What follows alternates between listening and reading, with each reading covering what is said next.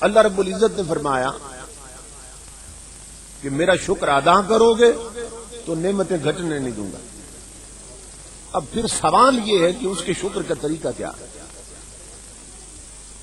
اس وقت پاکستان کے عوام کو،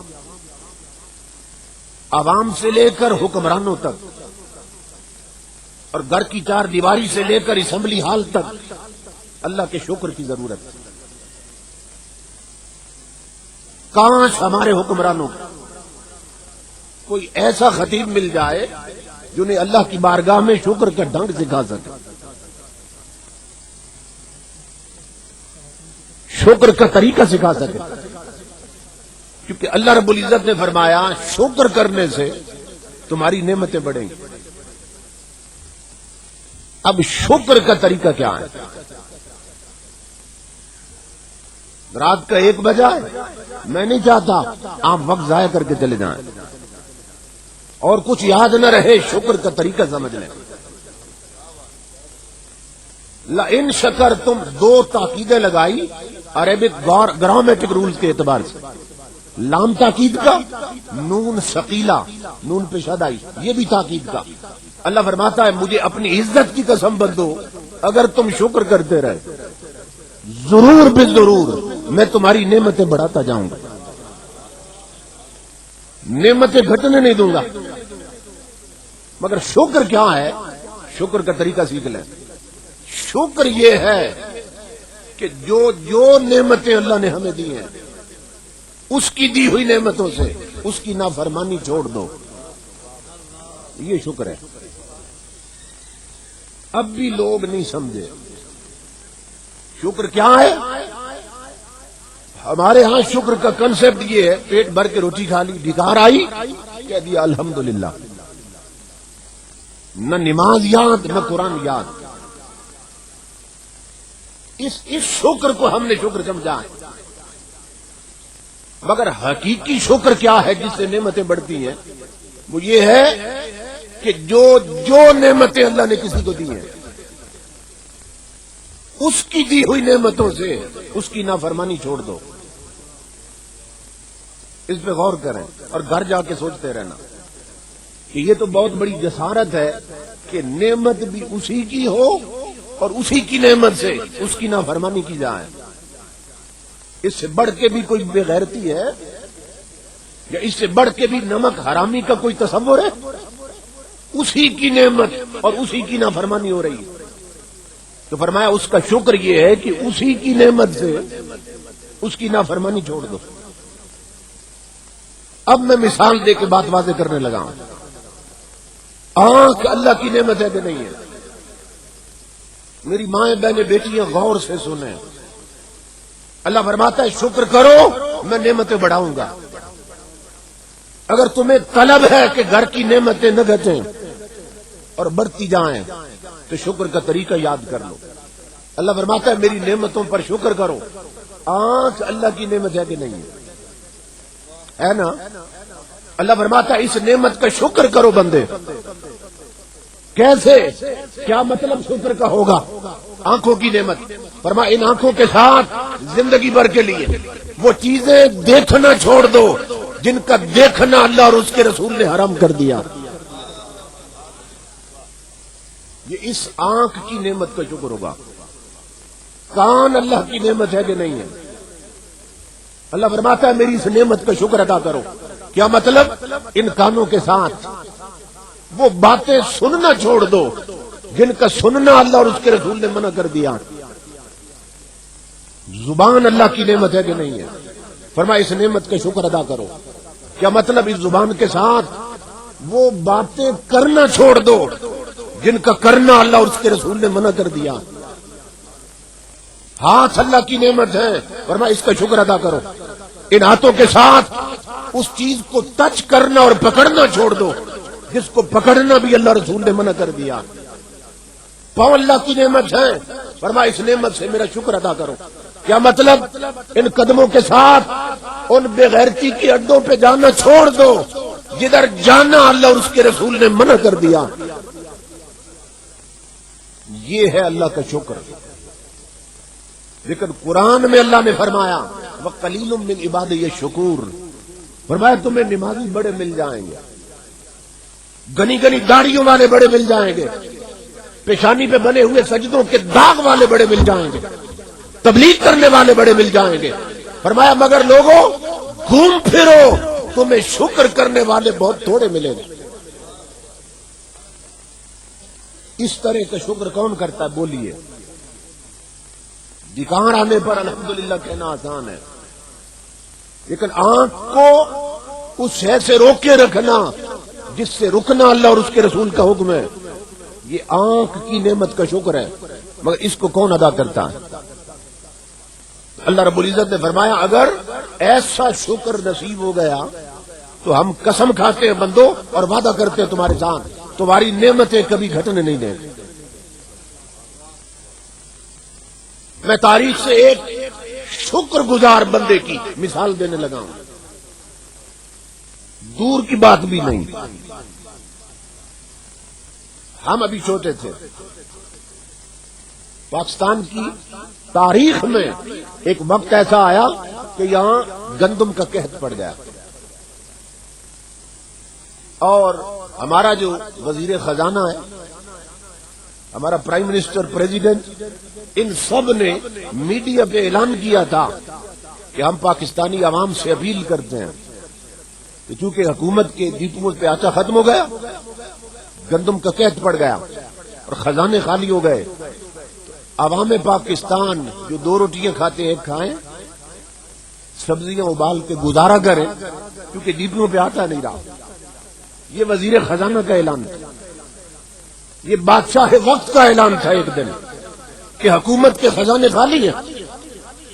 دوسرے دن رب کے ایک شکر گزار بندے، دہلیز رسول کے فقیر پیر صاحب گولڑا شریف حضرت بابو جی کا اعلان آیا تھا۔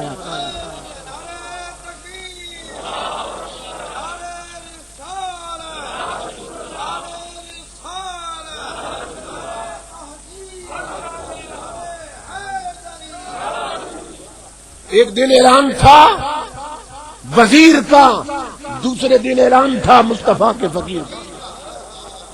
ایک دن اعلان تھا ان کا جو تخت پہ بیٹھتے ہیں، دوسرے دن اعلان تھا اس کا جو مصطفیٰ کے مصلے پہ بیٹھتا ہے۔ بابو جی صاحب کا اعلان تھا، کیا بہت بڑی بات، اے عوام پاکستان تمہیں گھبرانے کی ضرورت نہیں، جسے حکومت کے ڈپوؤں سے آٹا نہ ملے وہ آئے اور گولڑے کے لنگر سے لے جائیں۔ یہ چھوٹی سی بات ہسٹوریکل فیکٹ دے رہا ہوں۔ کسی نے کہا بابو جی صاحب بہت بڑی بات کر رہے ہیں، ایک طرف حکومت ہے، ایک طرف گولڈے شریف کا ایک دربار ہے، کروڑوں عوام ہے پاکستان کے، کہاں سے دیں گے؟ فرمایا چپ کر جاؤ، یہ اپنے اپنے تعلق کی بات۔ حکومت کا تعلق امریکہ کے ساتھ ہے، گولڈے کا تعلق مدینے کے ساتھ۔ جنہیں خبر ہے ہم شکر گزار بندے ہیں، انہیں رب کے باتوں پہ یقین ہے، وہ کہتے ہیں بندو مجھے اپنی عزت کی قسم اگر تم شکر کرتے رہے میں تمہاری نعمتیں کبھی گھٹنے نہیں دوں گا۔ اگر ہم شکر کریں اور شکر کا طریقہ نصیب ہو جائے تو ہم اپنی آنکھوں سے دیکھیں گے کہ زمین نعمتیں اچھالے گی، آسمان نعمتیں گرائے گا، مگر افسوس یہ ہے ہم نے رب کی نافرمانی کا راستہ اپنا لیا۔ امام الانبیاء کے غلاموں، اللہ رب العزت نے خود حکم دیا، فرمایا فاذکروا آلاء اللہ لعلکم تفلحون، اللہ کی نعمتوں کا ذکر کیا کرو تاکہ تم فلاح کے راستے پہ چل پاؤ اور تمہارے دونوں جہان سنور جائیں۔ لیکن ایک الجھن پیدا ہوتی ہے، ایک کمپلیکیشن پیدا ہوتی ہے جب قرآن پڑھتے۔ ایک اور مقام پہ اللہ نے فرمایا کہ ان تعدوا نعمت اللہ لا تحصوها، اے میرے بندو جو میں نے تمہیں نعمتیں دی ہیں اگر تم انہیں کاؤنٹ کرنا چاہو تو نہیں کاؤنٹ کر سکتے۔ ان تعدوا نعمت اللہ لا تحصوها، میرے بندو اگر نعمتیں گننا چاہو تو میری نعمتیں گن نہیں سکتے۔ توجہ طلب بات ہے، نقطہ عرض کرنا چاہتا ہوں. یہ جو نعمتیں گنتی میں نہیں آتی، انکاؤنٹیبل ہے، یہ اللہ نے کس کو دی ہیں؟ یہاں سمجھدار لوگ بیٹھے ہیں. یہ جو اللہ نے فرمایا ان تعدوا نعمت اللہ لا تحصوها، یہ کس کو کہا؟ ہمیں کہا. یہ ہم جیسوں کو کہا کہ جو میں نے تمہیں نعمتیں دی ہیں وہ گنتی سے باہر ہیں. تو میں حیران ہوتا ہوں وہ لوگ جو تکڑیاں لے کے بیٹھے ہیں اور تولتے پھرتے ہیں کہ اللہ نے حضور کو اتنا دیا تھا اور اتنا نہیں دیا تھا، یہ دیا تھا اور یہ نہیں دیا تھا. اللہ فرماتا ہے ظالم حیا کر، میں نے جتنا تجھے دیا وہ گنتی میں نہیں آتا، تو جو یار کو دیا اسے کون گن سکتا ہے؟ جو اپنے حبیب کو عطا کیا اسے کون گن سکتا ہے؟ میں نے جتنا تجھے دیا وہ گنتی میں نہیں آتا. اللہ اکبر. تو پھر اس کا حکم تو ہے اس کی نعمتوں کا ذکر کیا جائے، لیکن ساتھ ہی بتا رہا ہے نعمتیں گنتی میں نہیں آتی. تو جب نعمتیں گن نہیں سکتے تو ذکر کیسے کر سکتے ہیں؟ جو چیز گنتی سے باہر ہے وہ ہمارے ذکر سے بھی باہر ہے. جب ہر نعمت گن نہیں سکتے تو ہر نعمت کا ذکر کیسے کریں؟ لیکن اس کا حکم ہے کہ نعمتوں کا ذکر کیا جائے. اس کا طریقہ اولیاء نے ہمیں سمجھایا. وہ کیا ہے؟ فرمایا کہ جو نعمتیں جانتے ہو نا، تلاش کرو سب سے بڑی نعمت کون سی ہے. جو آل ان ون ہو ایسی نعمت تلاش کرو کہ جس کے صدقے میں اللہ نے تمہیں ہر نعمت عطا کی. بڑی توجہ سے سننا. ایسی نعمت تلاش کرو کہ ہر نعمت اس کے سبب سے پیدا ہو اور ہر نعمت اس کے صدقے میں ملی ہو. جب ہم نے غور کیا تو اللہ کی آواز آنے لگی. فرمایا وہ نعمت تمہیں میں بتاتا ہوں. لولا محمد لما خلقت الدنیا، فرمایا اگر میں مصطفیٰ کو پیدا نہ کرتا تو میں کل جہان پیدا نہ کرتا. اگر حضور نہ ہوتے اللہ پاک یہ پوری کائنات پیدا نہ کرتا، یہ دنیا پیدا نہ کرتا. اس دنیا میں جتنی نعمتیں ہیں وہ کس کے سبب سے پیدا کی اللہ نے؟ حضور کے سبب سے. فرمایا میں دنیا پیدا نہ کرتا اگر میں اپنے حبیب کو پیدا نہ کرتا. تو حضور نہ ہوتے تو یہ دنیا نہ ہوتی، اور دنیا نہ ہوتی تو کوئی نعمت ہوتی نہ ہوتی. اس کا مطلب یہ ہے کہ حضور ہر نعمت کا سبب ہے. ہر نعمت کا سبب ہے حضور. اب جب پتہ چلا کہ سب سے بڑی نعمت حضور کی ذات اور ہر نعمت حضور کے سبب سے ہے تو پھر اس حکم پر عمل کا طریقہ معلوم ہو گیا. فرمایا ایسا کرو تم ذکر مصطفیٰ کر لیا کرو بندو، ہم لکھ دیں گے تم نے ہر نعمت کا ذکر کر دیا. کیونکہ ایک نعمت ایسی ہے جس کا ذکر ہر نعمت کے ذکر کا بدل بن جائے. اور اس کو مثال سے سنیں. حضرت امام ابو یوسف کا دور تھا. یہ چیف جسٹس تھے، امام اعظم کے شاگرد. ان کے پاس ایک آدمی آیا اور اس نے آگے کہا حضرت میں نے اپنی بیٹی کے سامنے یہ قسم کھائی تھی کہ میری بیٹی جب تو جوان ہوگی نا اور تجھے میں دلہن بنا کے رخصت کروں گا تو میں تجھے جہیز میں ہر شے دوں گا. میں قسم کھاتا ہوں. تو حضرت اب بیٹی جوان ہو گئی اور رخصتی کا وقت قریب ہے تو مجھے اپنی وہ قسم یاد آ رہی کہ میں نے کہا تھا میں تجھے ہر شے دوں گا جہیز میں، ہر نعمت دوں گا دنیا میں.